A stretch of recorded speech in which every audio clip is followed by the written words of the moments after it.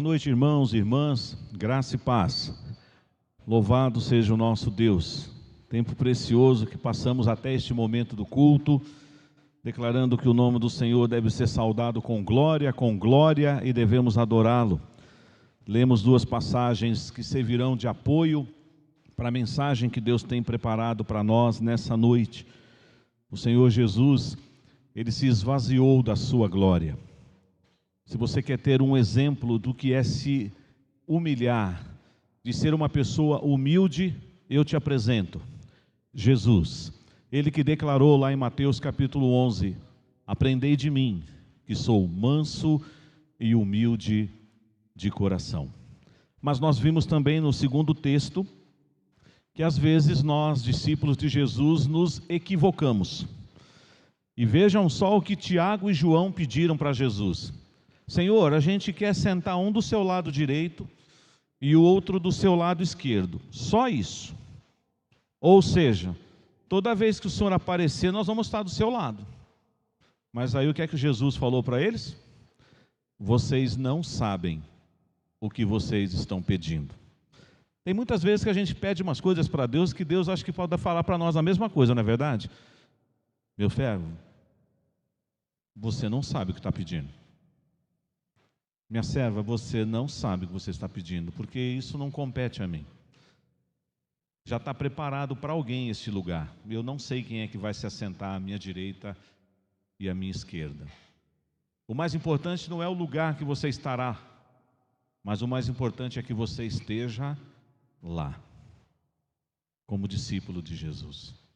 Se você vai estar na terceira, na quarta fileira, na quinta, se é que nós podemos imaginar como será esse momento, porque o Senhor vai reunir dos quatro cantos da terra todos os seus escolhidos, e é um número enorme, não é pequena coisa não, é um rebanho do Senhor, e haverá então um só rebanho e um só pastor.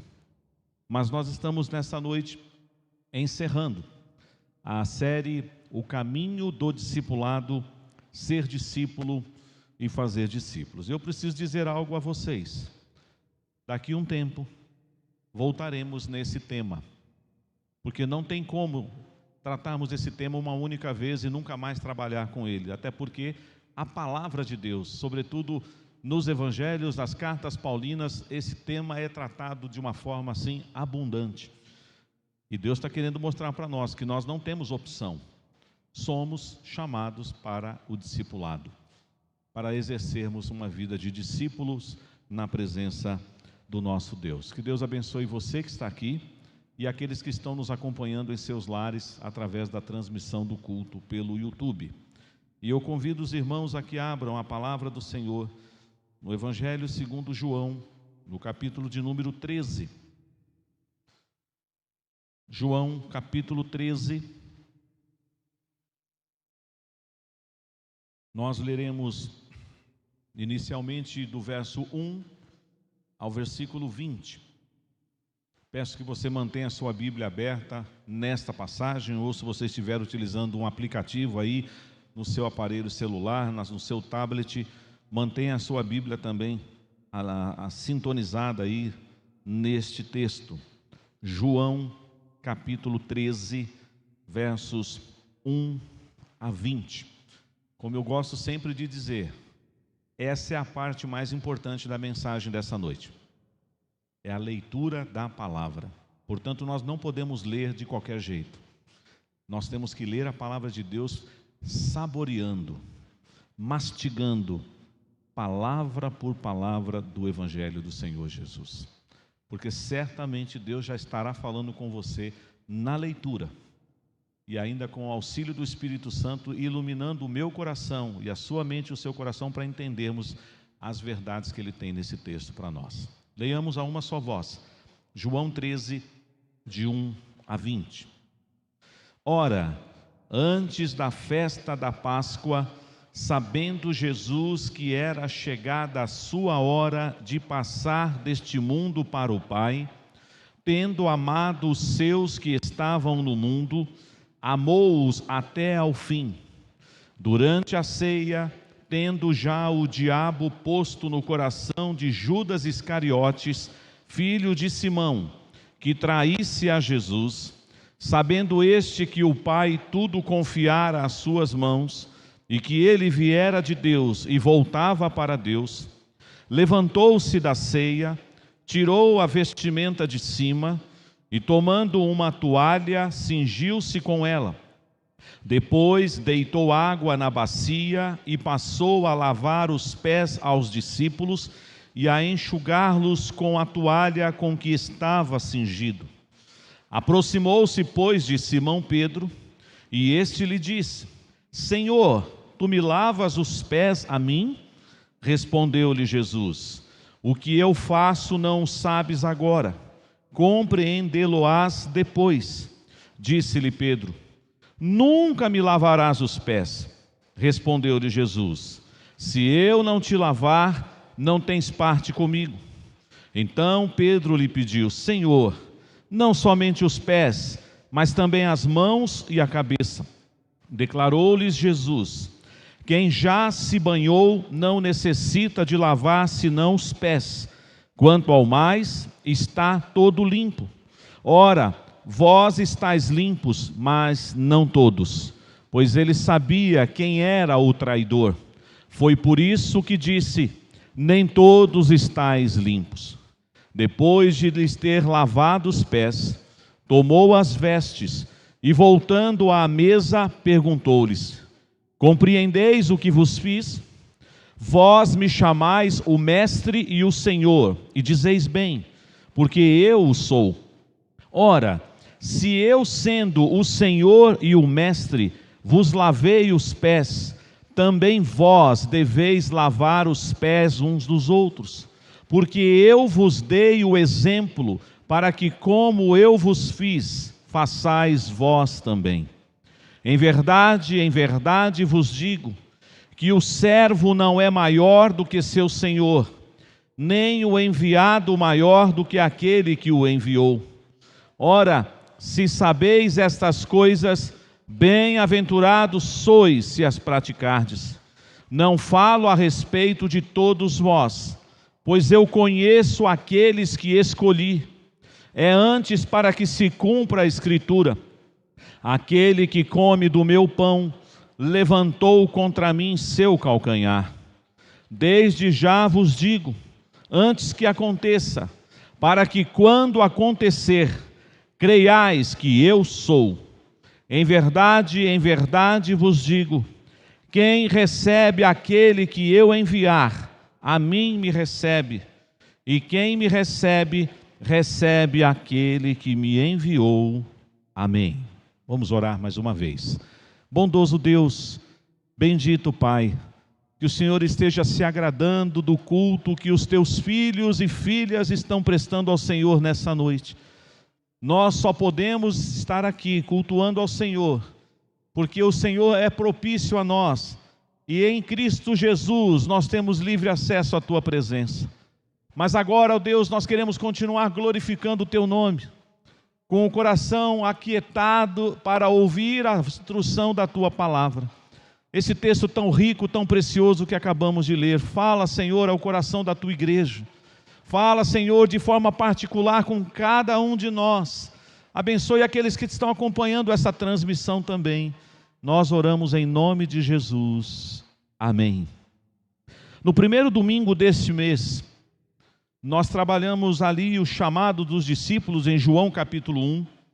E uma frase que nós utilizamos na introdução foi que aí fora, quando um discípulo ele está sendo orientado por um mestre, dependendo do seu esforço, do seu desempenho, ele poderá até superar o seu mestre. Então, secularmente falando, é possível um discípulo superar o seu mestre. Mas no reino de Deus, não é assim.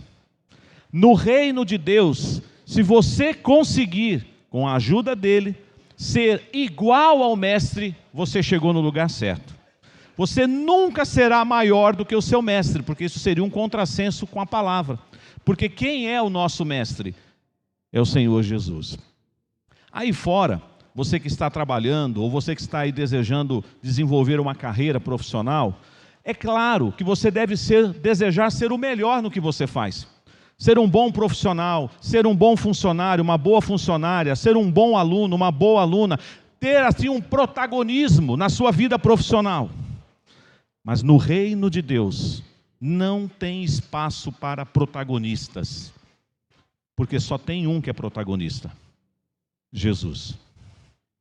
Tem gente por aí pregando um evangelho que diz que você tem que ser protagonista no reino de Deus. É mentira.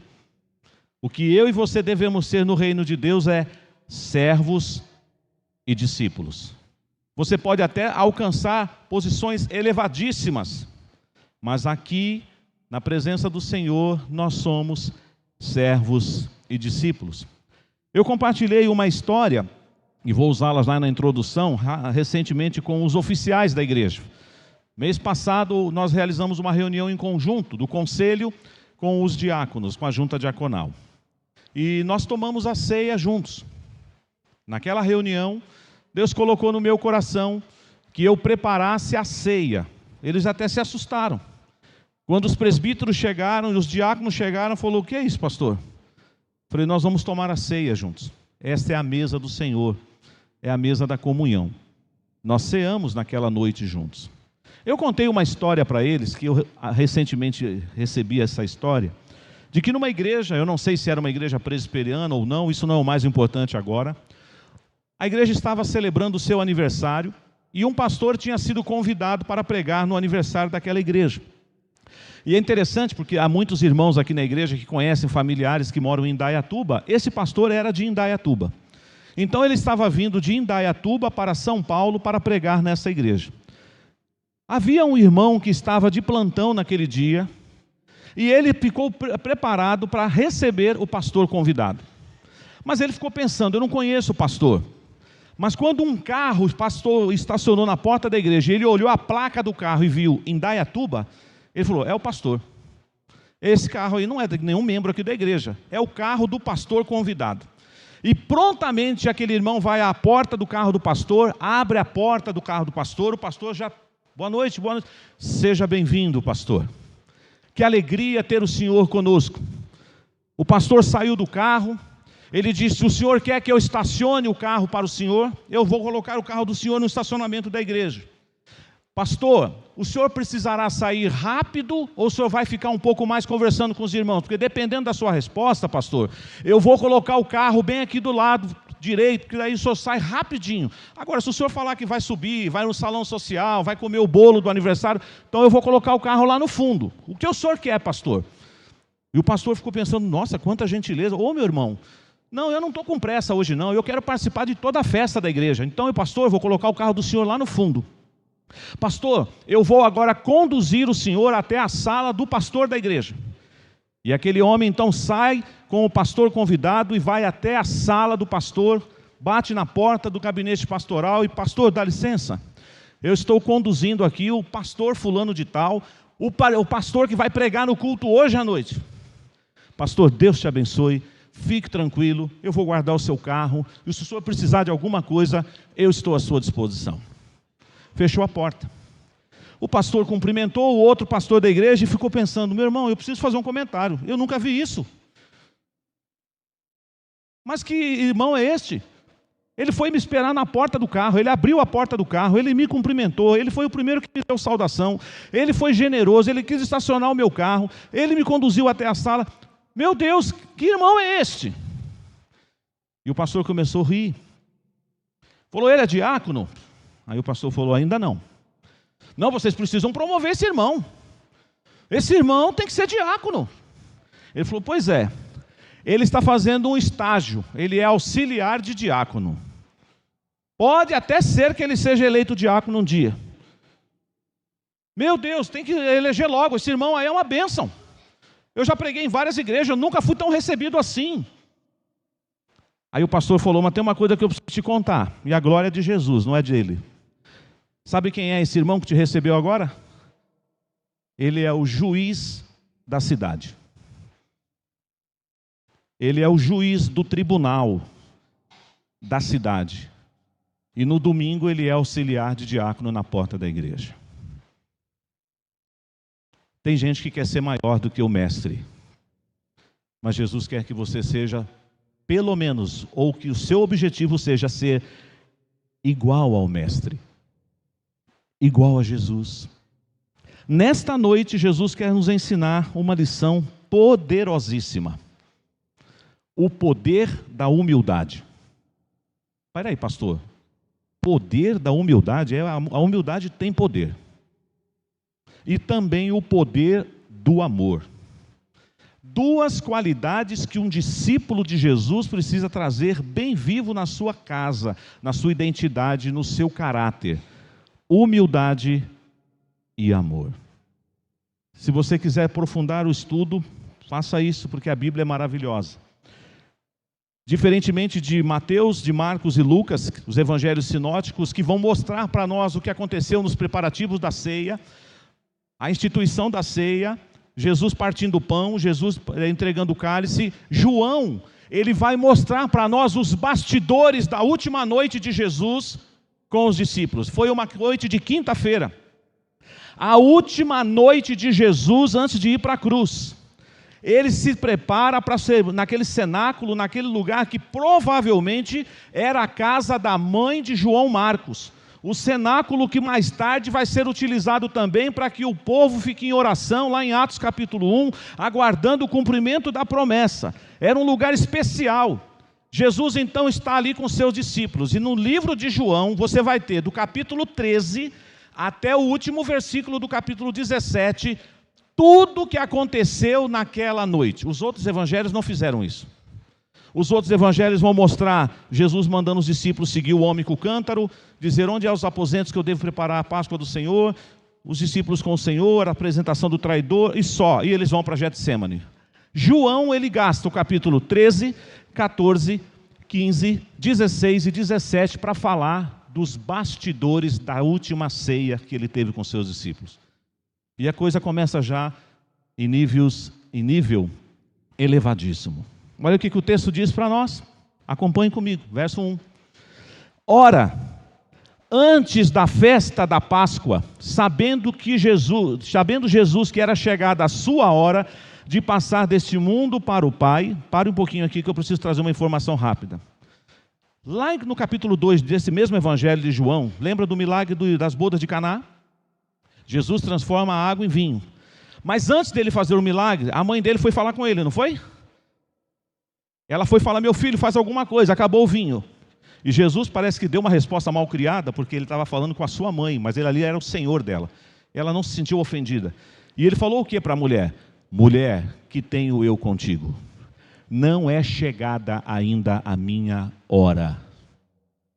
Jesus sabia a hora dele. Pois agora, neste texto, em outros que nós leremos, ele diz assim: é chegada a hora. Chegou o momento.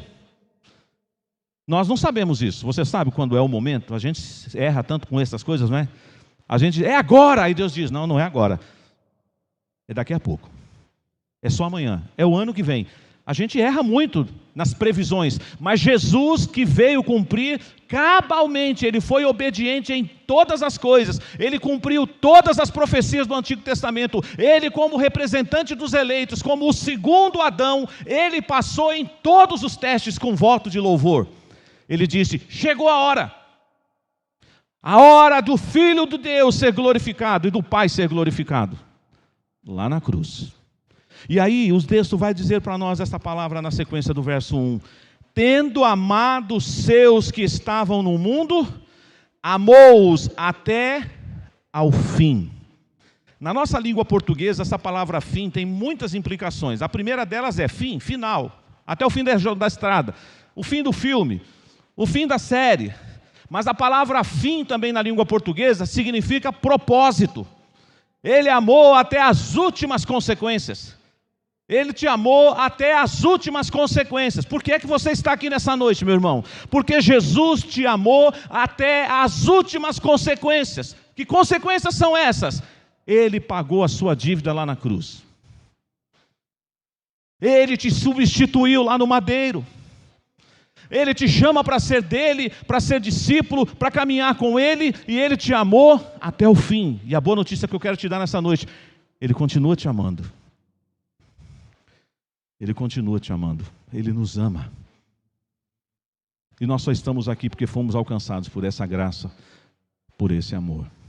Tendo amado os seus que estavam no mundo, amou-os até o fim. A ceia está preparada. Tem muitos quadros que foram pintados da ceia. Aquele quadro que é tão famoso que vocês veem por aí, não é a foto original. Primeiro que ninguém estava lá para fazer foto. Não tinha foto. Alguém imaginou a ceia e pintou aquele quadro. Mas já tem uma coisa errada naquele quadro que vocês conhecem muito bem, o quadro da ceia. A mesa não era daquele jeito. As pessoas não se assentavam em cadeiras. A mesa era baixa, as pessoas se assentavam no chão, elas inclinavam o corpo, então a mesa era baixinha. Talvez, para quem gosta de comida oriental, já foi num restaurante assim, bem raiz mesmo, japonês, é no chão, não é? O pessoal senta assim no tapetinho no chão. É mais próximo possível, mas não é igual a sua mesa, como essa, por exemplo, que está aqui na frente. Não foi assim. Então aquele quadro da ceia pintou de um jeito que não foi aquilo que aconteceu, era um lugar modesto. Jesus está sentado. Mas a Bíblia diz que de repente ele surpreende os discípulos quando ele se levanta. Ele estava provavelmente com uma túnica, com uma capa. Ele tira a túnica, pega uma toalha, coloca a toalha na sua cintura, vai a um local onde tem água, uma bacia, e ele se dirige aos discípulos e começa a lavar os pés dos seus discípulos. Que o Espírito Santo te dê agora a condição de você buscar aí na sua mente a imagem mais forte que você puder dessa cena. Tentem imaginar o Rei dos Reis, o Senhor dos Senhores, o Emanuel, o teu Salvador, o maravilhoso Conselheiro, o Pai da eternidade, o Deus forte, o Príncipe da paz, se ajoelhando nos pés dos seus discípulos.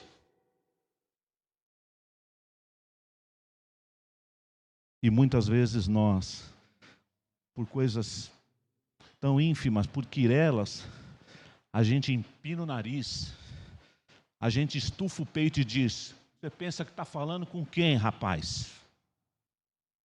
Você não me conhece? Você não sabe de onde eu vim? Pois o Rei dos Reis se humilhou. E não começou aqui não, vocês já leram nessa noite Filipenses. Ele se esvaziou da sua glória. Nós nunca vamos entender isso, irmãos. Nunca. É além da nossa compreensão. O que é isso? Ele não deixou de ser Deus. Tem gente que prega erradamente aquele texto lá. Quando ele não julgou ser como usurpação ser igual a Deus, não é que ele deixou de ser Deus. Aí vai abrir um precedente aqui para uma heresia gravíssima. Ele continuou sendo Deus, mas ele abriu mão dos atributos, daquela glória maravilhosa. Pensem só, o eterno, o santo, o maravilhoso Jesus andar no meio de pessoas sujas e imundas como eu e você. Isso não é humilhação? Ele se humilhou. Ele construiu a casa dele no meio das nossas. Ele foi chamado de glutão, de beberrão, de homem que conversava com prostituta, que gostava de estar na casa dos publicanos, dos homens talvez mais odiados naquela época porque cobravam impostos. Esse nosso Senhor maravilhoso, ele pega a toalha, a bacia, a água e começa a lavar os pés. Aí você diz: mas por que isso? Eu não vou ler por causa do tempo, mas irmãos, vocês conhecem que havia essa tradição lá, naquela região oriental, no povo. Aliás, essa tradição remete ao Antigo Testamento. No Antigo Testamento isso já acontecia, era muito comum. Aquela região, as pessoas andavam muito de sandálias, andavam muito a pé. Como que eram as estradas naquela época? Empoeiradas, deserto. E muitas vezes a pessoa tinha acabado de tomar banho. Quem aqui tem crianças, eu vivi um pouco dessa fase, saindo um pouquinho aqui, mas é só para ilustrar. Eu me lembro que por volta das 4 horas, 5 horas da tarde, a minha mãe falava: vai tomar banho, menino. Depois que eu já tinha jogado bola na rua, que eu já tinha soltado pipa. E ela falou: e não pode se sujar mais, hein? Agora você vai jantar e depois vai dormir. Mas quem já foi menino aqui, ou até as meninas também, acho que já fizeram essas traquinagens, a gente acaba de tomar banho, está limpinho, mas dá uma escapadinha para onde a gente vai, né? Vai jogar uma bolinha. E alguns gostavam de jogar bola descalço. Aí vem o pé preto, né? Sujo. Aí a mãe vai te dar um banho. Então não, às vezes toma umas palmadinhas, vai lá no tanque. A minha mãe fazia isso: põe o pé para cima do tanque aí. Minha mãe pegava lá a escovinha, lavava o meu pé para eu entrar para dentro de casa, para jantar e dormir. Não era isso que acontecia aqui, mas só estou ilustrando que isso aconteceu muito na minha vida. Mas naquela época era uma forma de você dizer: você é bem-vindo na minha casa. Então chegava alguém na sua casa, hoje é mais complicado, está todo mundo de sapato, sandália, fechado, mas naquela época assim, quando alguém adentrava na casa de um judeu, um servo, preste atenção nessa frase, um servo, o empregado mais humilde da casa, ia lavar o seu pé. E aquilo era uma honra. Olha, ele lavava os seus pés, ele enxugava para você entrar. E o dono da casa ia te dar um beijo, ia te saudar com ósculo santo para dizer: você é bem-vindo na minha casa. Houve um episódio registrado em Lucas capítulo 7, a partir do verso 36, em que Jesus foi na casa de um fariseu chamado Simão. Jesus entrou na casa, foi levado à mesa, e naquela época uma coisa também que era muito comum. Você já imaginou você convidar uma família para jantar na sua casa, mas chamar os vizinhos para verem vocês comendo? Então você chama uma família, está comendo a pizza lá na sua mesa. Aí você chama os vizinhos: vocês querem ver a gente jantar? Não vão comer. Eles ficam ao redor da mesa, encostados na parede. Ó, comendo aí, estão comendo. Estava cheio de gente dentro da casa do Simão. De repente, no meio daquela multidão que entrou na casa do Simão, entrou uma mulher. Prostituta. Para onde ela foi? Para debaixo da mesa. Mas não era a mesa alta assim não, gente. A mesa baixinha. Então ela teve que se abaixar mesmo, hein? Teve que se curvar mesmo. A mulher começou a chorar. E chora e derrama lágrima. Aonde? Nos pés de Jesus. Ela tinha cabelos longos. Ela enxuga os pés de Jesus com os seus longos cabelos. E depois ela trouxe um perfume precioso. E ela passou aquele perfume nos pés de Jesus. Simão ficou irado. Se o senhor soubesse que tipo de mulher é essa que está aí nos seus pés. E aí Jesus aproveita e conta uma parábola dos dois devedores. E naquela parábola Jesus no final diz: e aí, quem é que vai receber mais perdão? Ah, que perdoou mais. Falou: então, essa mulher chegou aqui, está ungindo os meus pés, porque você não cumpriu a tradição, você não lavou os meus pés. Ela não para de me beijar os pés, você não me recebeu com ósculo santo. Você não ungiu a minha cabeça com óleo, que era uma outra prática, e ela está me ungindo os pés. Eu não vou censurar essa mulher. Mais tarde você vai conhecer um texto que alguns acham que é similar, mas é outra mulher, Maria, irmã de Marta e Lázaro. Após a ressurreição de Lázaro, Jesus está numa ceia, numa festa. Está todo mundo, Marta servindo, Lázaro na mesa com Jesus. De repente vem Maria, aquela que gostava de ficar aos pés de Jesus. E ela vem com um nardo muito precioso, custava 300 denários, salário de um ano. E ela derrama aquele perfume. O Judas Iscariotes, que está mais preocupado com outras coisas, diz: que desperdício. Podia ter vendido esse perfume e dado aos pobres. Parece que ele estava preocupado com os pobres. Jesus já tinha passado por essa experiência. Pelo menos por 2 vezes seus pés foram ungidos. Mas tem uma diferença, né? No caso de Jesus não foi usado água. Porque na Bíblia a água significa o quê? Purificação. Não precisa lavar os pés daquele que já é puro. Basta ungí-lo para a missão que ele veio cumprir. Mas quando Jesus lava os pés dos seus discípulos, ele usa o quê? Água. Porque eu ainda preciso ser purificado por ele. Eu ainda preciso que ele me limpe. E é interessante tentar imaginar a cena mais forte que você puder aí. Não é qualquer um que vai se ajoelhar. Talvez eu pudesse trazer para uma realidade hoje, mas ainda é muito pequena. Muito pequena. Vamos pegar talvez uma autoridade constituída no nosso estado de São Paulo. O governador de São Paulo chega na sua casa, pede para você tirar o seu sapato, pede uma bacia, pede água, uma toalha, e ele começa a lavar os seus pés. O governador do estado de São Paulo. O que você vai fazer? Por favor, sou governador. Não faz isso não, sou governador. Não pode, eu sou cidadão paulistano, mas eu não sou digno dessa deferência que o senhor está tendo comigo. Você talvez ia ficar constrangido, não ficaria? Mas e se Jesus fizesse isso com você? Por isso que a gente tem que tomar cuidado para não censurar Pedro, né? Eu não vou tratar hoje de Pedro, porque a gente já falou bastante de Pedro. Mas quando foi chegando perto de Pedro, né? Aí Pedro: Senhor, o senhor vai lavar o meu pé? É, Pedro. Vai não. O senhor não vai lavar meu pé. Senhor, o senhor não pode fazer isso. É quase que dizendo: o senhor está se rebaixando muito.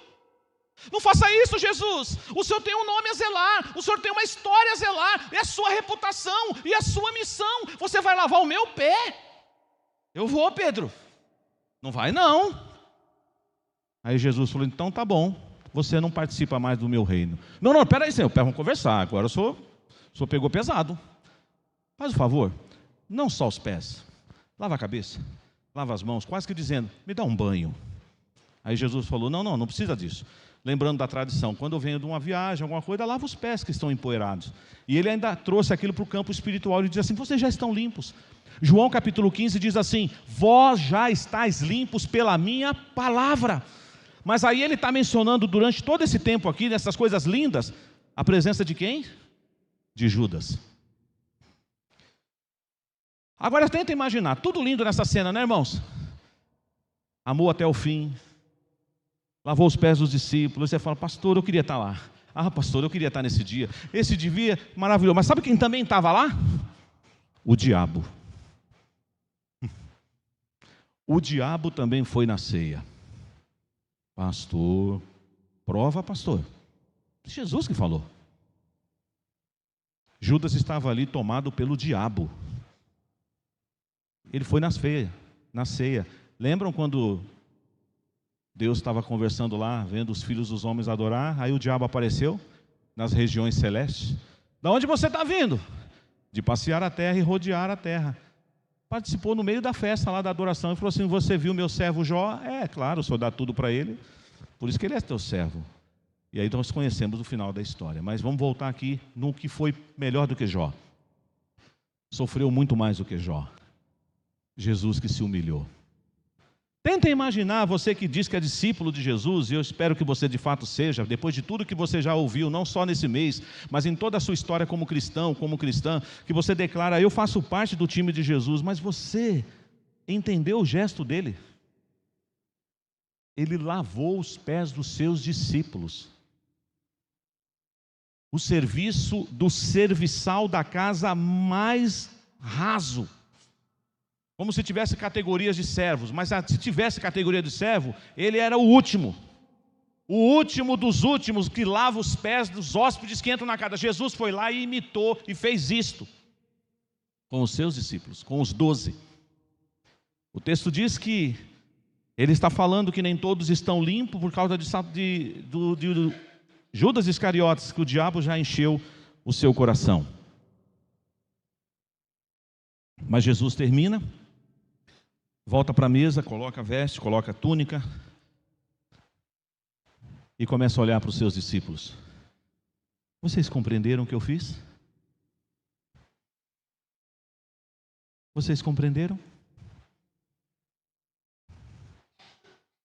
E é por isso que os dois textos que já foi lido nessa noite servem de apoio para você entender essa passagem. Filipenses 2, de 5 a 11. Marcos 10, de 35 a 45. Quem quer ser o maior, seja aquele que sirva. Você quer ser o maior? Você quer ser o maior? Ah, eu também quero, o maior. Opa. Então se humilhe e sirva. Maior é o que serve no reino de Deus. É uma história pobre comparada com o que Cristo fez naquele dia, porque a história que eu contei do irmão que era juiz do tribunal do município e que foi tão gentil e generoso com o pastor convidado daquela igreja, aí você diz, nossa, um juiz, não fica tão preocupado. Eu fiz questão de contar a história para impactar, mas a história de Jesus é trilhões de vezes mais impactante, porque é o Rei dos Reis que se humilha. E a humilhação dele não parou aqui não, né? Você sabe para onde ele está indo, né? Ele está indo para onde? Para a cruz. Se fez maldito. Nos substituiu lá na cruz. Então ele volta para a mesa e fala aí no verso 13. Vós me chamais o mestre e o senhor, e dizeis bem, porque eu sou. Eu posso estar errado, e assumo o erro se estiver. Mas é a primeira vez que Jesus se autodeclara que ele é mestre e senhor. É como se ele dissesse assim, chegou a hora, agora eu posso falar às claras. Eu sou o Senhor. Eu sou o mestre dos mestres. E se eu sou o que sou, e vocês sabem disso, e eu desci do meu patamar aqui, e fui até vocês, e lavei os pés de vocês, vocês devem fazer o mesmo. Ao longo da história, por um bom tempo, no período dos pais da igreja, algumas igrejas adotaram esse ritual, que se tornou um ritual litúrgico. Ainda hoje, a Igreja Católica Apostólica Romana tem uma missa do lava-pés. Existem algumas igrejas históricas, luteranas, metodistas, algumas, que têm um determinado culto, sobretudo na semana da Páscoa, que tem um culto em que alguns membros são convidados e há uma cerimônia de lava-pés. Mas isso não é uma ordenança, por isso que a nossa igreja não pratica isso. Mas nós trabalhamos o exemplo, porque o que é que Jesus queria dizer? Que era para nós comprarmos bacia, toalha e fazermos aqui um monte de gente lavando o pé um do outro? Não é isso. O que o Senhor quer que eu e você faça é se humilhe. Considere o seu irmão superior a você. Reconheça que Deus deu para o seu irmão, para a sua irmã, um dom que vai abençoar a sua vida, e que Ele deu um dom para você abençoar a vida dele. Porque uma coisa que nós precisamos aprender no caminho do discipulado é que nós somos interdependentes. Não cabe no reino de Deus individualismo, carreira solo. Somos um corpo, família da fé, discípulos de Jesus. Então, meu irmão, minha irmã, Jesus está dizendo: vocês viram o que eu fiz? Eu sou o Senhor, eu sou o Mestre, eu lavei os pés de vocês, e vocês também devem lavar os pés uns dos outros. Em que sentido? Considere o teu irmão, sirva a ele, ande com ele, ame ele, cuide dele, socorra ele, acolha ele, ore por ele, estude a palavra com ele, se envolva com ele, gaste tempo com ele. Isso é lavar os pés. E cuidado com um probleminha que todos nós temos desde a queda de Adão e Eva: soberba, orgulho. Não é o tema da mensagem hoje, mas já preguei aqui há um tempo atrás. Tem gente que acha que é a última bolacha do pacote na igreja. Essa igreja só existe, pastor, porque eu estou aqui. Essa igreja só existe, pastor, porque eu nasci aqui. Para não fazer só voz de homem, né? Vou inventar uma mulher também. Não, irmãos, essa igreja está aqui porque Jesus morreu na cruz e pagou um alto preço. Ele usou famílias, ele usou homens, ele trabalhou em lares. Todos esses homens devem ser motivos de nós rendermos graças a Deus pelo seu testemunho e pelo legado que eles nos deixaram. Mas nós devemos tomar cuidado quando a gente se acha alguma coisa, a última bolacha do pacote. Mas também tem o oposto, não tem? Tem gente que acha que não é nada. Ah, pastor, o senhor quer ver uma coisa? Se eu faltar, nem vão notar. Eu sou totalmente descartável nessa igreja. Ninguém me vê, ninguém me abraça, ninguém pergunta se eu estou bem. E isso é uma grave denúncia. Eu passei uma coisa, alguns irmãos aqui já ouviram essa história, não sei se eu já falei aqui no púlpito, mas aquele dia eu me senti mal. Porque uma pessoa falou assim: eu vou desafiar o senhor agora, pastor. Eu falei: tá bom, filho, o que é? Eu vou ficar do seu lado, pastor. Ninguém vai me cumprimentar. Só o Senhor. E eu, meu Deus, não, meu Senhor, só cumprimento. Fiz cumprimento. Passaram 10, ninguém cumprimentou o rapaz. Descemos para o café. Ninguém convidou ele para sentar na mesa do café. Eu falei: senta aqui comigo. Aí ele olhou para mim e falou assim: o que eu te disse, pastor? Eu sou invisível nessa igreja. Ninguém me viu. Ninguém me vê. Deus queira que não tenha ninguém invisível aqui nessa igreja. Mas também não tenha ninguém que se ache alguma coisa. Porque se você tem algum valor, foi Cristo que te deu. É glória dele. Você é servo, é serva. Jesus está nos ensinando isso nessa noite. Se humilhe. Vamos agora caminhando para o término. Ver que a história não para aí. Tudo isso, como eu disse, do 13 ao 17, tudo que você lê de João 13, 14, 15, 16, 17, aconteceu na ceia. Naquela noite de quinta-feira, até a madrugada, depois quando ele vai para o Getsêmani para orar, e lá ele será entregue na mão das autoridades, e será julgado na calada da noite, e na sexta-feira de manhã, ele vai ser condenado, e vão levá-lo para o madeiro. Mas nessa última noite, a última noite de Jesus com os seus discípulos, ele tem mais uma lição para dizer. Versículo 31, e agora até o verso 35. Vamos ler todos juntos? Quando ele saiu, ele quem? Judas. Disse Jesus: agora foi glorificado o Filho do Homem, e Deus foi glorificado nele. Se Deus foi glorificado nele, também Deus o glorificará nele mesmo, e glorificá-lo-á imediatamente. Filhinhos, ainda por um pouco estou convosco, buscar-me-eis, e eu que disse aos judeus também agora vos digo a vós outros: para onde eu vou, vós não podeis ir. Tenta imaginar Jesus falando isso. Você já se despediu de alguém? Não vou nem falar de morte não, vou falar de viagem. Aquele parente que você gosta, que você ama, veio passar um tempo na sua casa. Aí chegou o dia de você levar ele no aeroporto. Ou um filho que vai estudar fora, que nem eu e a Rosângela passamos por isso, que me acabei lá. Só de lembrar eu já estou querendo chorar. Foi feio o negócio. Eu dei um vexame no aeroporto. Eu chorei demais. Porque o meu filho entrou naquela sala de embarque e eu falei: e se eu não ver o meu filho nunca mais? E ele sofreu um acidente. E o meu celular tocou de madrugada e ele falou: pai, eu estou no hospital. E eu não podia sair correndo. Não era um pronto-socorro aqui, perto da minha casa. Era num outro país. Que dor foi aquele negócio, gente. O pastor Alcindo foi na minha casa. E no estilo Alcindo de falar, ele me deu um chacoalhão. Mano, seu filho está na bênção. Engole esse choro. Opa, Alcindo é assim. Mas no acampamento ano passado ele chorou, né? Porque é forte a história dele. Mas irmãos, não é fácil se despedir, é? Aí vai chegando a hora, você prepara um jantar, a hora de pôr as malas no carro, vai para o aeroporto. Aí chega no aeroporto, ainda tem um monte de coisa, faz o check-in, vamos tomar um cafezinho. Aí vai chegando a hora do embarque, entrar no portão de embarque. Aí aperta mais a mão, me abraça, e abraça de novo. Olha gente, se você nunca passou por isso, não, eu sobrevivi, nós sobrevivemos, então vale a pena, viu? Não vai ser egoísta também, falar não vou mandar meu filho para lugar nenhum, não faça isso não. Se Deus te abençoar, faça isso, para o bem dele ou para o bem dela. Mas tenta imaginar Jesus agora. Jesus está ali com os discípulos, estão ceando, já lavou os pés dos discípulos, falou que um deles vai trair, aí de repente Jesus diz assim: daqui a pouco eu vou embora.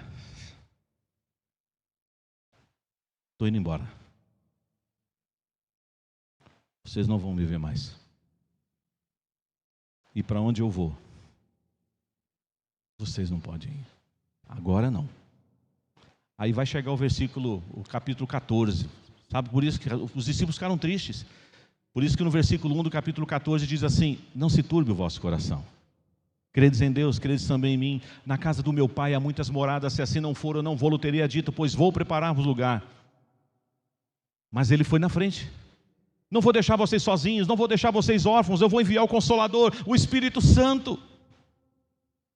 Mas tenta imaginar, gente, Jesus estava falando com os seus discípulos: daqui a pouco eu vou embora, vocês não vão me ver mais. Não vai ter pregação na beira do caminho, não vai ter sermão do monte, não vai ter eu dentro do barquinho, não vai ter o monte da transfiguração, não vai ter milagres, não vai ter eu no templo, eu vou embora. E eu tenho um novo mandamento para entregar para vocês: se amem como eu amo vocês. Quando ele fala novo mandamento, parece que ele está inventando coisas, porque qual é a regra? E ele citou isso quando ele teve que trabalhar com o intérprete da lei. Os dois grandes mandamentos que resumem o decálogo, qual que é mesmo? Amarás o Senhor teu Deus de toda a tua força e todo o teu entendimento. E o segundo mandamento semelhante a este é: amarás o teu próximo como a ti mesmo. Esse mandamento está correto, mas só que Jesus elevou o nível agora. Porque ele disse assim: ame o seu próximo não como você se ama, mas como eu te amei. Opa! Ficou mais forte, não ficou? Você pode até ter um problema, uma questão boa, sua autoestima está legal, você se ama, não como aquele cantor que dizia, eu me amo, não posso mais viver sem mim. Não é esse tipo de amor egoísta, não. Você pode querer bem, falar, eu quero o meu bem. Mas agora Jesus diz assim, a partir de agora, não se amem mais usando como régua aferidora você mesmo. Ame o seu irmão, a sua irmã, como eu amei ele. E o amor de Jesus por nós, qual foi? Que até fala para os maridos lá em Efésios 5, né? Maridos, ame a sua esposa como Cristo amou a igreja e a si mesmo se entregou por ela. O poder da humildade e o poder do amor. Jesus se humilhou, mas essa não foi a humilhação mais forte. Lavar os pés dos discípulos, embora Pedro gritou, o senhor não vai lavar? Ainda a humilhação pior estava para acontecer ainda. Lá no Monte da Caveira, lá no Gólgota.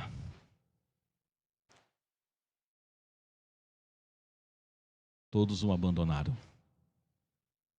Cadê a multidão? Onde estão os discípulos? A multidão está do outro lado agora, sabe de que lado? Crucifica-o! Crucifica-o! A multidão mudou de time. Esse papo de que a voz do povo é a voz de Deus é a maior mentira do inferno. A voz do povo não é a voz de Deus. Você é humilde? Você está disposto a lavar o meu pé? Está disposto a andar comigo? Cuidar de mim? Me amar? Se importar com a minha dor? Me perdoar quando eu te feri? Estender a mão quando eu machucar você? Lava os meus pés. Lava os pés desse irmão que está aí do seu lado agora, dessa irmã. Lava os pés dessa irmã que está sentado aí com você, desse jovem, dessa adolescente, no meio dos parentes da própria família. Que tal se nós lavássemos os pés uns dos outros? Aprendendo com o nosso Senhor Jesus e amando a cada um de nós como Ele nos amou. O caminho do discipulado. Ser discípulo e fazer discípulos. Não é fácil, há um preço a ser pago, altíssimo. Mas não temos opção, sabe por quê? Para onde iremos, Senhor, ou para quem iremos, só Tu tens palavras de vida eterna. E Ele está mostrando para nós que Ele nos amou até o fim, até as últimas consequências. Ele não moveu um centímetro sequer para fugir do plano de Deus, mesmo quando ele estava agonizando no Getsêmani. Pai, se possível, passa de mim esse cálice, contudo não seja como eu quero, mas sim como Tu queres. E lá na cruz, Ele pagou a nossa dívida. Por isso que nós estamos aqui nessa noite, celebrando este culto, e você vai para casa daqui a pouco, feliz, porque Jesus te ama. Você é amada, amado do Pai. Mas lave os pés do seu irmão, lave os pés da sua irmã, dos seus parentes, dos seus amigos. E ame as pessoas que Deus colocar na sua vida como Cristo amou a igreja, não como você se ama mais. Mudou agora. Não é ame o teu próximo como a ti mesmo, mas ame o teu próximo como Jesus te amou. E você sabe como Ele te amou. Por isso você está aqui. Eu queria que você fechasse seus olhos nesse momento.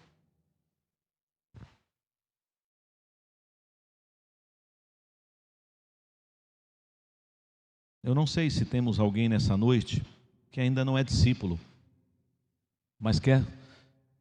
Deus está falando aí, está te chamando. Seu coração está irrequieto, porque você está entendendo que há um chamado, e não é meu, é de Deus.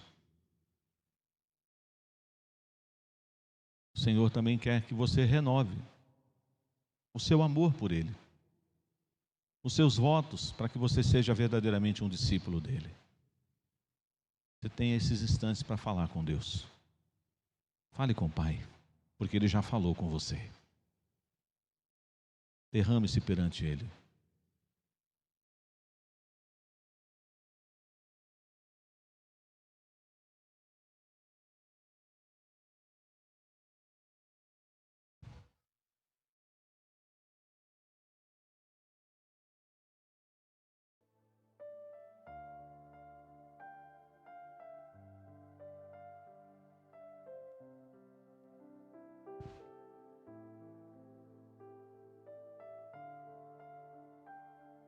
Senhor Jesus, eu não entendo espinhos, mas se a cruz é o fim deste caminho, dá-me mais graça.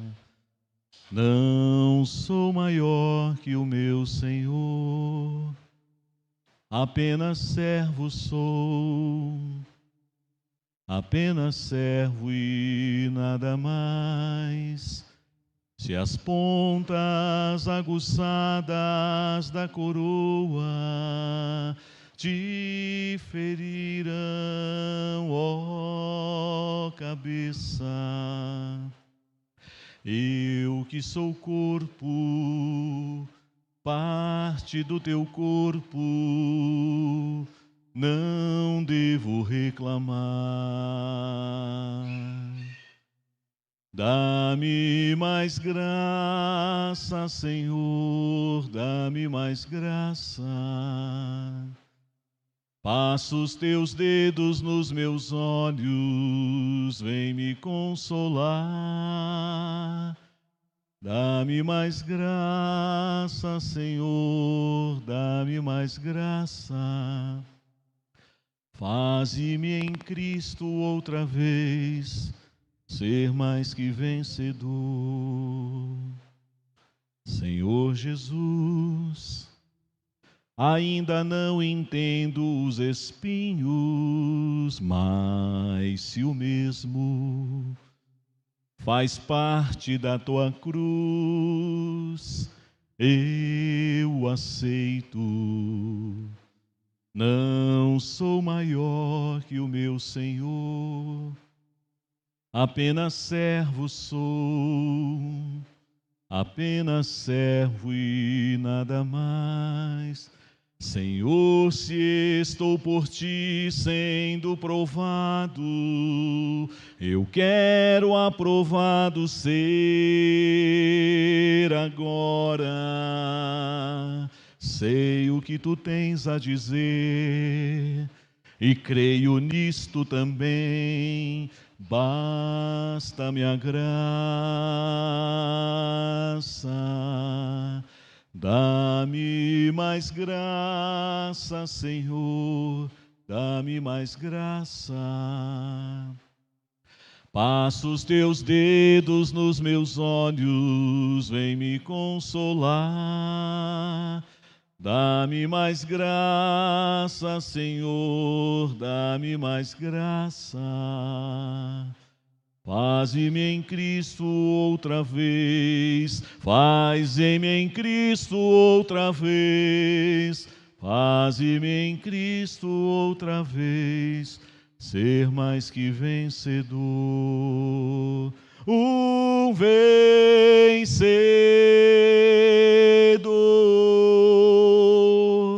em Cristo.